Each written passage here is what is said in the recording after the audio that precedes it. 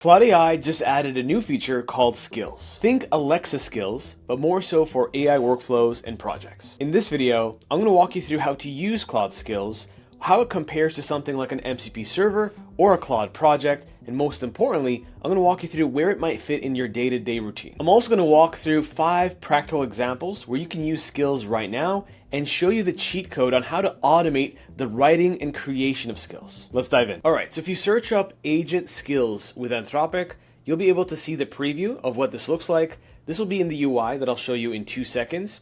And basically all you have to do is toggle on, toggle off, and create what's called a skills.markdown file. And usually this would take a bit of time if you did it manually, but not only do they provide you with examples that they've done themselves in their GitHub repo that you can just take, provide to a language model of your choice, and then crank them out as you wish. Now let's hop into Claude so I can show you exactly where to find this.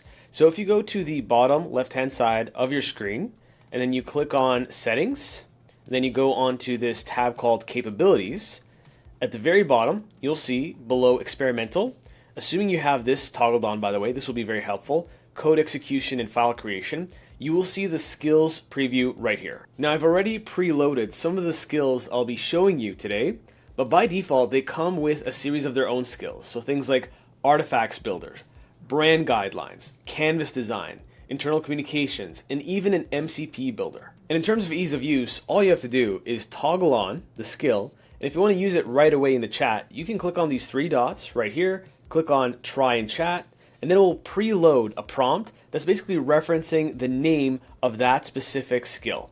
So this is very helpful to know because similar to invoking something like memory in ChatGPT, when you mention the name of this skill, no matter what the task it is they're giving it to do, it will know that it has to refer to this corpus of information on how to do a particular action. And you can see right here, when we send that prompt, if we zoom in, you'll see that it's referencing specifically the MCP Builder skill guide. And if you just unravel this, you'll see the thought process going on. You'll see that it's invoking all the functions that have been laid out as well as the instructions for creating those MCP servers. And this basically is a cheat code.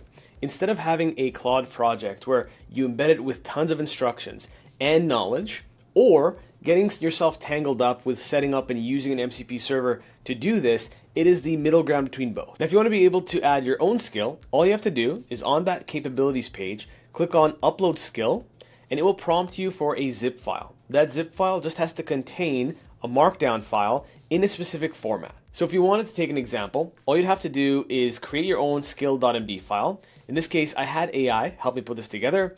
This case is called a competitive pricing analyzer. Now, expert tip is if there's any capitalization here, it won't like it. So you want the name of your skill to be in lowercase with dashes separating different words. So it basically walks through some AI generated code on exactly how to do competitive pricing for whatever it is you're trying to do comparisons with. So once you provide this, I just have to right click, compress it. So all we have to do is just take this markdown file that's zipped up, drag it in here. As soon as you see that it's uploading, that means you're in good places, and then it'll say skill uploaded successfully. You'll see it right here, toggled on by default, and then you can just do the exact same thing where you can say try it in chat. And naturally, one of the main questions you'd be thinking about right now is how does this compare to something like custom instructions or projects or something like an MCP server, which we already use for all kinds of things. I would say that Claude Skills fall in the middle, where it's easy enough that all you have to do is drag and drop a markdown file that AI can help you generate, and then it takes less than a minute, like you saw, and now you have access to a pseudo custom prompt on the go that doesn't necessarily block the context window or take away from the context window of your conversation. MCP servers could be 1 click or 100 clicks, depending on what it is you're trying to connect and how you're looking to connect it. And with custom instructions, you're always static, meaning every single time you want a custom project to behave differently, you have to recalibrate the prompt, retest it, and keep going in that feedback loop. So in terms of complexity, obviously custom instructions are the easiest to put together because it's the closest thing you have to natural language with no limitations on syntax or how you do it. So when it comes to complexity, obviously custom instructions are the straightest out of the gate way to get going with something like Claude because you just have to use a natural language prompt. With Claude Skills, it's still natural language, but you have to at least adhere to a certain syntax and a way of writing the skill. And again, with MCP servers, it can be seamless or really hard, but the one thing that really remains is the way it manages context. So comparing them, when you have custom instructions, you have a certain allowance depending on the type of model you're using. Let's say it's 200,000, just for the sake of argument. With custom instructions, it's very clear, depending on the number of words that you have and the number of files you have in your knowledge base, how much context you're actually ramming into Claude every single time you have a conversation. With Claude Skills, it's like having a flash drive, and this flash drive has the custom instruction that you only employ when you really need it. So to be more tangible, let's say you had a custom instruction to help you create reports or presentations, and you always use the same Claude project for that one task. Technically, if you had a very different task, let's say managing invoices or looking at sales data, you'd create either another chat or another project. In this way, once you make this portable memory or portable understanding of expertise, you can bring them in, you can bring them all in at the same time, instead of having to kind of plant your roots in a specific project. And the last one, sometimes a big culprit for context issues, are MCP servers, where, especially if you use it in something like Claude Code and Cursor, you'll understand the pain that things like the GitHub MCP server can take hundreds of thousands of tokens in a very short amount of time. So especially if you want to be able to adapt this to having longer conversations with Claude, having skills can be that perfect in between both different modalities. So before we hop into 5 practical examples that I promised, this is a bit of a cheat sheet to help you think through whether to use an MCP server, a skill, or a project. So if you're looking to connect to something like an external API or a database, MCP servers are the easiest way to do this right now.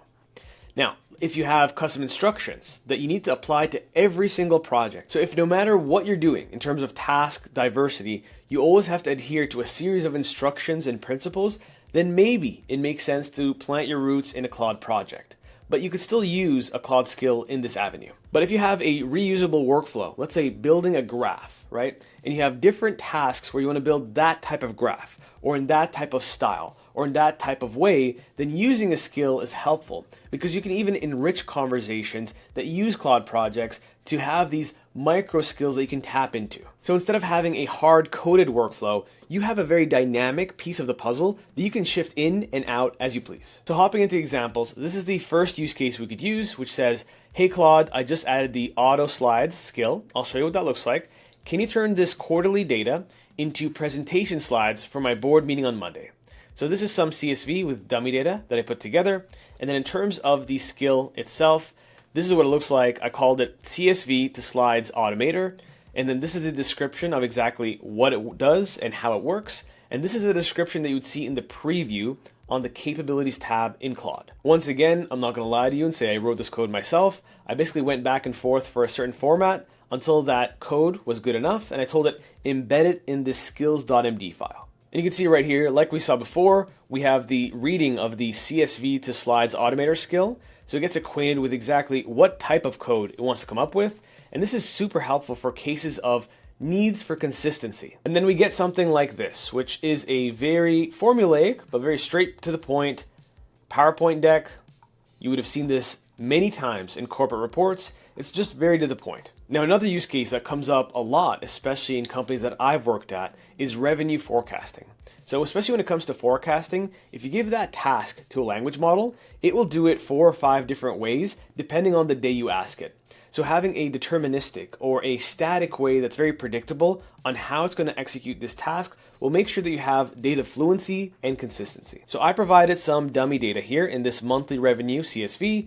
I asked it to use what's called the data profit skill, profit being the library from Meta that allows you to have really good forecasting. So if we hop into the skill, like we mentioned before, we have the lowercase named skill, the description, and then again, a breakdown by AI of exactly how to implement this feature in this library that's Pythonic in nature, and how to handle data and where to use this data to predict, let's say, 2 years out. So after it runs, it comes up with a trend graph with a little confidence interval at the very end, which was a part of the instruction to begin with.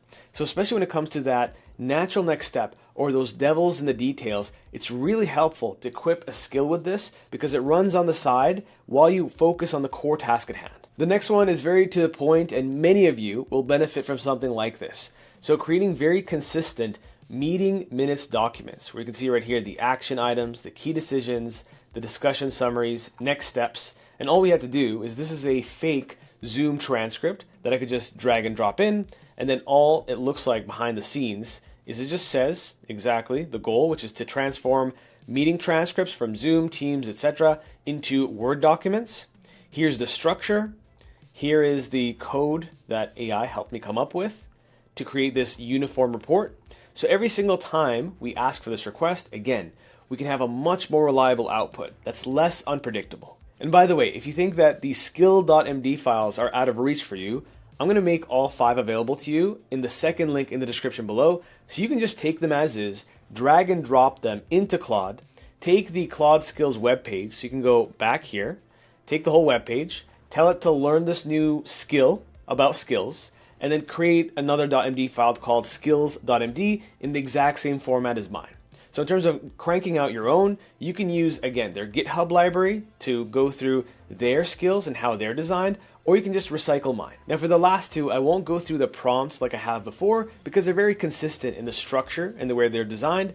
So this one is just a pipeline doctor where it goes through our sales pipeline, again, some fictitious data, and comes up with an image like this that breaks down with different visualizations, win rate by lead source, average deal size by lead source, and whatever it is that you're optimizing for. And the very last one could be super useful to a lot of up and coming startups, where once you understand or you like a particular way of creating pitch decks, let's say you like the Airbnb or Uber pitch decks from 2008, 2009, you can load that in to Claude, ask it to emulate it and create a skills file, upload that skill, so that when you say something like, I just added the pitch wizard skill, I have these rough notes for my startup pitch, these could be those rough notes, and then it could just go through, put this together, and if we crank this out to the left-hand side, you'll see it looks nice, clean, consistent.